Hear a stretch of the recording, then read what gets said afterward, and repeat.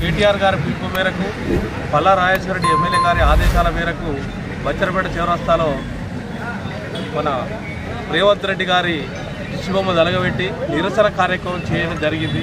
ఎందుకంటే కళ్ళబొల్లి మాటలు చెప్పి ఏవో అలవి కాని హామీలు ఇచ్చి సీట్లో కూర్చున్న తర్వాత మన బీఆర్ఎస్ పార్టీ ఎమ్మెల్యేలు ఎవరైతే మాట్లాడతారో ఆ మాట్లాడడానికి సమాధానాలు చెప్పలేక రిజిస్ట్రేషన్లో ఏది పడుతుంది అసలు ఆ సబ్జెక్టే కాదు, ఆ సబ్జెక్టుకు సంబంధం లేని మాటలు మాట్లాడుకుంటూ ఏది పడుతుంది మాట్లాడుకుంటూ ఆడపిల్లలను అగౌరవపరిచినటువంటి సీఎం రేవంత్ రెడ్డి గారు తక్షణమే ఈ ఆడబిడ్డలందరికీ క్షమాపణ చెప్పాలని ఈ సందర్భంగా కోరుకుంటున్నాం.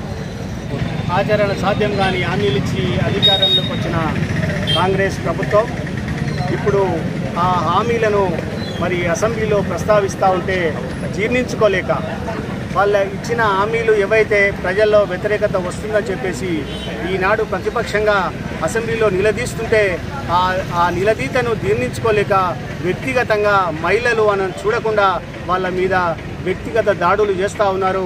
ఆ దాడులను బచ్చన్నపేట మండల బీఆర్ఎస్ పార్టీ పక్షాన తీవ్రంగా ఖండిస్తూ ఉన్నాం.